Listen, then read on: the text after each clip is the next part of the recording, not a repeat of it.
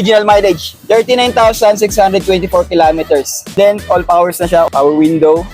Ang lapad, oh.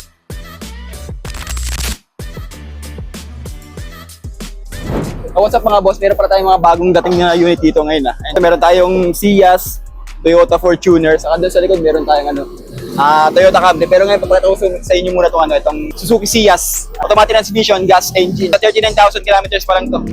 So check natin loob. Oh, grabe ang linis itong unit na to Very well maintained. Check natin yung aircon, syempre. Kailangan malamig yan. 10 seconds, ramdam mo na kagad ang lamig. O, partida, pa-open ko yung pintuan natin. Ang lamig na kagad. Dito yung lamig, oh. Ang lakas. Ice cold aircon, napakalamig. Original mileage. Kita ba? 39,624 kilometers. 2019 model to mga boss Kung sariwa, mga puan. Intact na intact pa talaga. And then, all powers na siya. Power window.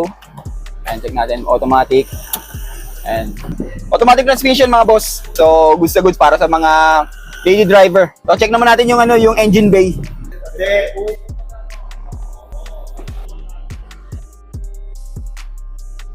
Mga boss, malalaman nyo na wala talaga siyang history of accident kasi yung chassis niya, intact pa lahat. Ayan, malalaman nyo kasi ang chassis kasi kapag na-accidente yan, hindi na mababalik ng perfect yan.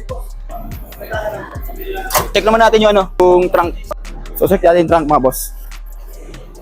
Okay. Yung trunk niya, napakalaki, spacious.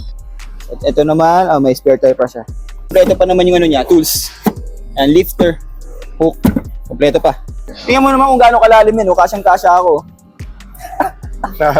Kasi yung trunk ng kotse ko makipot. Pero ito, ang laki ng space nyo dito. Tingnan yung gulong. Yan, magsa rin pala yan And ang gulong, mga 60 to 70% pa. Check natin passenger seat. Pinakamahalaga sa passenger seat, dapat yung room niya. Special sa legroom na yun. Ang lapad ilang to. Napaka-komportable mo. Maging komportable sasakay sa likod. Pwedeng makatulog. Kasi meron kasi mga sasakyan na sobrang liit ng space dito sa likod. Maganda pa yung upuan niya, no? Oh, hindi, ang linis talaga. Alam mo yung parang isang taon pa lang yung sasakyan. Pero din pala armrest May mga sasakyan kasi na sedan na wala ng armrest. Sa legroom, okay. Ang laki. Headroom, okay din. Kasi at least merong isang kamao. Maging komportable yung magiging pasahero nyo dito. So, ang price nito, bali ang presyo nito is 390,000. Pero syempre, pag dito niya binili sa amin, negotiable pa siya. Pag nag-viewing kayo, pwede pang mababa yung presyo niyan. And then, available din sa amin yung financing. Pwede kaming cash, financing, saka trade-in. Kung meron kayong kotse na gusto nyo ng palitan, pag-usapan natin yung presyo. So kung gusto nyo makuha tong unit na to, pwede nyo akong tawagan. May ipapass akong number sa dulo ng video.